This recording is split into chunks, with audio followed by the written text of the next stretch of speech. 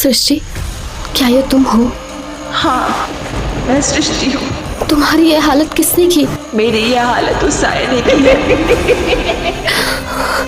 किस साय ने? उस विशिंग वेल की साय ने, जो रास्ते में लोगों का शिकार करती है। मैं तुम्हारी मदद कैसे कर सकती हूँ? मुझे तांत्रिक विद्या से यहाँ बांधा गया है, इसीलिए मुझे मुक्ति नहीं मिल रही है। इस पेड़ में जो लाल रंग का धागा बंधा हुआ है, उसे कल पूर्णिमा की रात को 12 बजे तुम्हें खोलना पड़ेगा, तभी मुझे मुक्ति मिलेगी। तो साया तुम्हें ऐसा करने से रोकने की कोशिश करेगी। लेकिन उस साय ने तुम्हें यहाँ क्यों बांध के रखा है?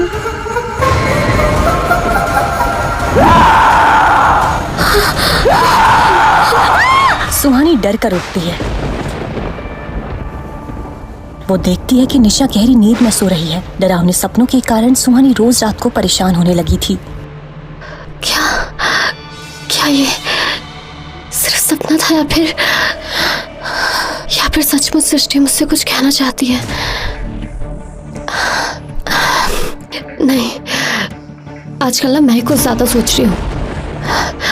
एक काम करती हूँ, बरगद के पेड़ के पास जाकर फिर से देखती हूँ, शायद कुछ पता चल जाए।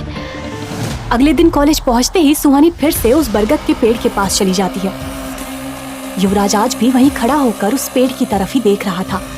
सुहानी को समझ नहीं आ रहा था कि युवराज उस पेड़ के पास क्यों आता है, लेकिन सृष्टि की मौत की गुत्थी सुलझाने के लिए सुहानी का युवराज से बात करना बहुत जरूरी था, क्योंकि सुहानी के अलावा एक वही था जो सृष्टि को सुन सकता था। Good morning sir.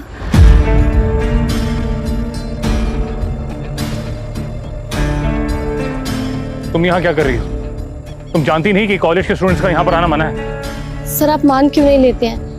आपको फिर सृष्टि की आवाजें सुनाई देती हैं। युवराज उसकी बात सुनकर हैरान हो जाता है, लेकिन वो सुहानी के सामने कुछ भी एक्सप्रेस नहीं करता है। युवराज को इस बात की उम्मीद नहीं थी कि सुहानी अब तक सृष्टि की आवाजें सुन पा रही है। फिर भी वो सुहानी को इग्नोर करके वहाँ से जाने लगता है। सर, मैं जानती हूँ सृष्टि को कैसे आजाद किया जा सकता है।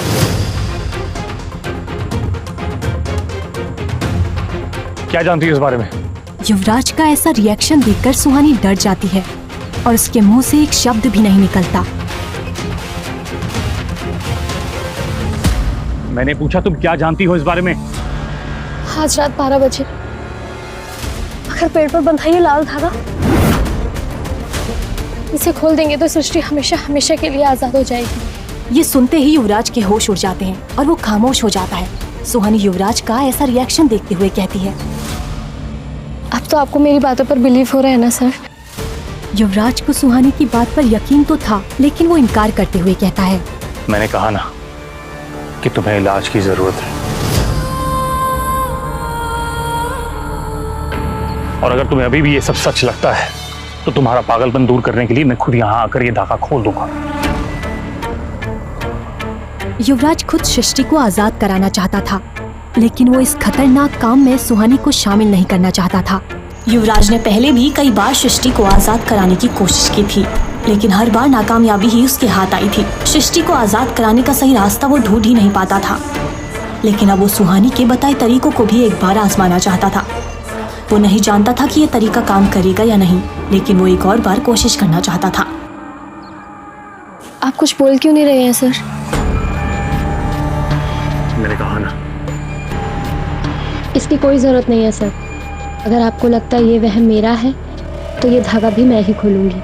युवराज समझ जाता है कि सुहानी मानने वाली नहीं है। ठीक है, तुम रात को यहाँ पर आकर धागा खोल सकती हो, लेकिन तभी जब मैं तुम्हारे साथ रहूंगा। तुम इस कॉलेज की स्टूडेंट हो और यहाँ पर कई मौतें हो चुकी हैं।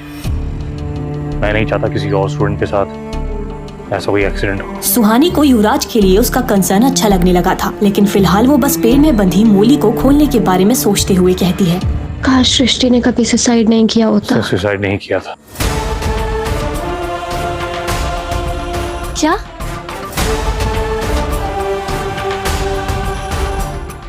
कुछ नहीं। फिर सुहानी वहाँ से चली जाती है, लेकिन युवराज वहीं रुककर उस पेड़ पर बंधे लाल धागे को देखने लगता है। सुहानी को सृष्टि की आवाजें कैसे सुनाई देती हैं?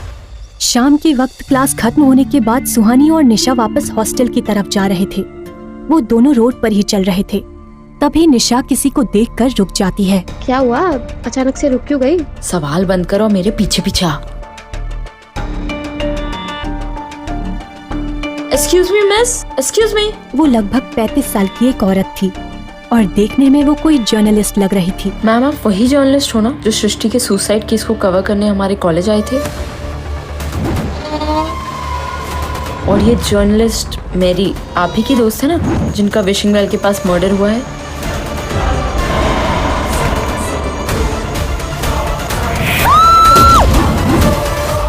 ओह sorry, my name is Nisha और ये है सुहानी। हम दोनों सेंट थॉमस के ही स्टूडेंट्स हैं। क्या कर रही है निशा? मुझे दिखाई नहीं देता वो तुझसे बात नहीं करना चाहती है। तू बस देखती जा। ये क्या, इसका पापा भी मुझसे बात करे। आजा। मैम मुझे सृष्टि सुसाइड केस के बारे में आपसे बात करनी है। निशा के ऐसा कहते ही वो लेडी पैदल ही आगे बढ़ने लगती है। ऐसा लग रहा था जैसे वो बस निशा से दूर जाना चाहती हो। मैम सृष्टि मेरी रूममेट और उसके बारे में मुझे आपसे बात करनी है। और वो जर्नलिस्ट आपकी दोस्त जिनका विशिंग वेल के पास मर्डर हुआ है, उसकी इन्वेस्टिगेशन में मैं आपकी मदद कर सकती हूँ। तुम मेरी क्या मदद कर सकती हो? निशा उस जर्नलिस्ट से सृष्टि की मौत के बारे में इंफॉर्मेशन चाहती थी। निशा सोच ही रही थी कि वो क्या कहे, तभी उसकी नजर सुहानी पर पड़ती है और उसे एक आइडिया आता है। जिस रात मेरी का मर्डर हुआ था उस रात उस रास्ते से गुजरने वाला आखिरी इंसान सुहानी थी और सुहानी ने वहां कुछ अजीब देखा था, है ना सुहानी? बता। ये पागल हो गई है क्या? कुछ भी बोल रही है। क्या सच में तुम मैरी के मर्डर के बारे में कुछ जानती हो? तो हम आपको सब कुछ बताएंगे, लेकिन पहले आपको मुझे बताना होगा सृष्टि के सुसाइड के पीछे कौन रिस्पॉन्सिबल है। सृष्टि ने सुसाइड नहीं किया था, उसका मर्डर हुआ था।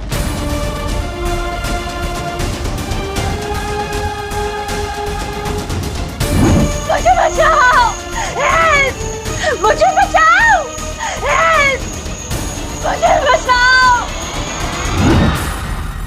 सृष्टि की बॉडी पे जो इंजरीज मिली हैं, उनसे साफ पता चलता है कि किसी ने उसे जबरदस्ती फांसी पर लटकाया था।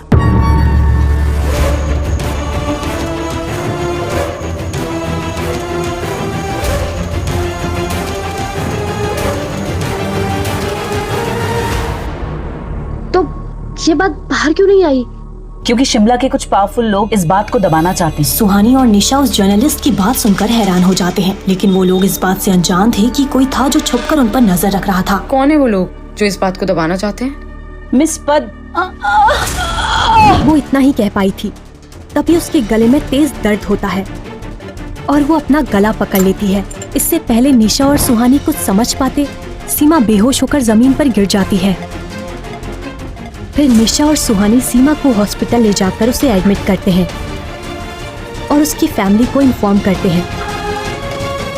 थोड़ी देर बाद सीमा की माँ हॉस्पिटल आती है। निशा उनको सारी बातें बताती है, लेकिन डॉक्टर के बाहर आते ही वो तीनों डॉक्टर से सीमा के बारे में पूछते हैं। सुहानी उसका नाम जानना चाहती थी, जो सीमा कहते कहते रुक गई थी, लेकिन डॉक्टर समझाते हुए कहते हैं कि सीमा से फिलहाल कोई भी ऐसा सवाल ना पूछा जाए जिससे उसे कोई स्ट्रेस हो। ये सुनकर निशा और सुहानी इसके आगे कोई भी सवाल नहीं करते और वो दोनों हॉस्टल के लिए निकल जाते हैं। रात के 9 बज रहे थे। चारों तरफ अंधेरा और सन्नाटा था कि तभी सुहानी के पीछे कुछ हरकत हुई। सुहानी के चेहरे पर डर साफ झलक रहा था। यार निशा, तुझे कुछ महसूस हो रहा है क्या? हाँ बहुत ठंड लग रही है और भूख तो उससे भी ज्यादा लग रही है। फोन है इडियट, मतलब किसी के आसपास होने का एहसास। लो मैडम को यहाँ पे भी भूत दिखने लगे। सुहानी मैं क्या सोच रही थी ना, आज इस आत्मा को दिख जाने दे, फिर हम ना इसका ऑटोग्राफ लेके सारे शहर में उनकी कॉपियां बेचेंगे। सोच हम कितने अमीर हो जाएंगे। साई के चिल्लाते ही सुहानी और निशा गिर जाते हैं। निशा बेहोश हो जाती है।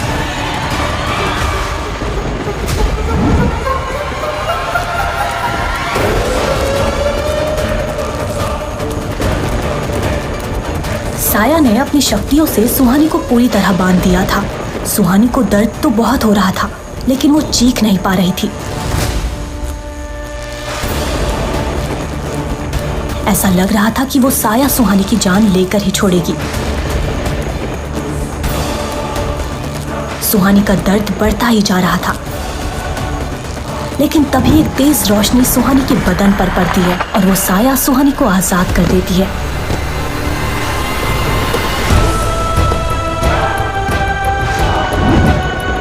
तुम ठीक हो? सर वो साया। हाँ मैंने देखा। तुम ऐसे ही लेटी रहोगी या उठोगी भी?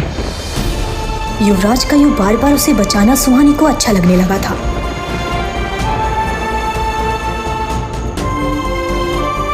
थैंक यू सर, आपने मुझे फिर से बचा लिया। फिर से? सर आप मान क्यों नहीं जाते? उस दिन इसी रोड पर आपने मुझे बचाया था। युवराज को पता था कि सुहानी सच कह रही है, लेकिन वो उससे ये बात छुपाना चाहता था। कौन है आप? इससे पहले कि सुहानी कुछ और पूछती, युवराज की नजर बेहोश पड़ी निशा पर गई। इसकी सांसें धीमी हो रही हैं। इसे बचाने का एक ही तरीका है। युवराज जानता था कि विशिंग वेल के पास वाली रोड पर और रुकना सही नहीं होगा, इसीलिए वो निशा को अपनी गोद में उठाकर वहां से तुरंत निकल जाता है।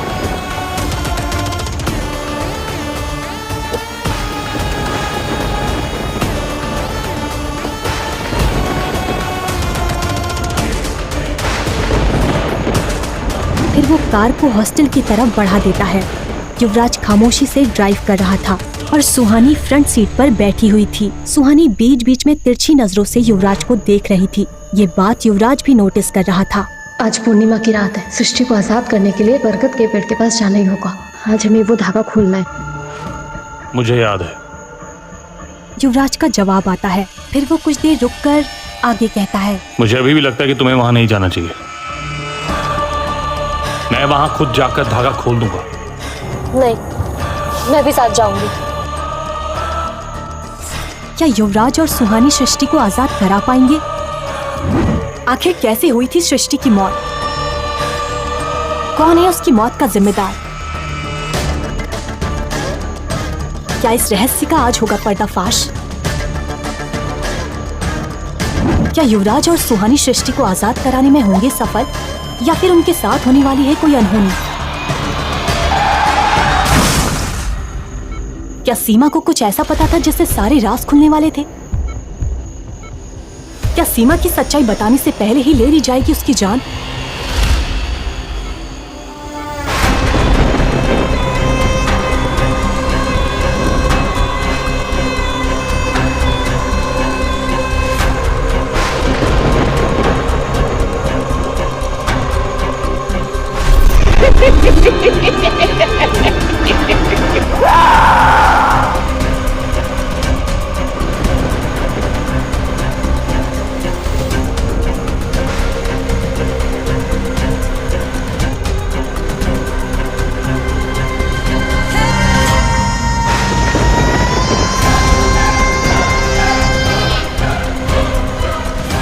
क्या सुहानी और युवराज पेड़ पर बंधे लाल धागे को खोलने के बाद सृष्टि को बचा पाएंगे, या फिर उस साये के चक्रव्यूह में बुरी तरह फंस जाएंगे? जानने के लिए सुनते रहिए साया, आपका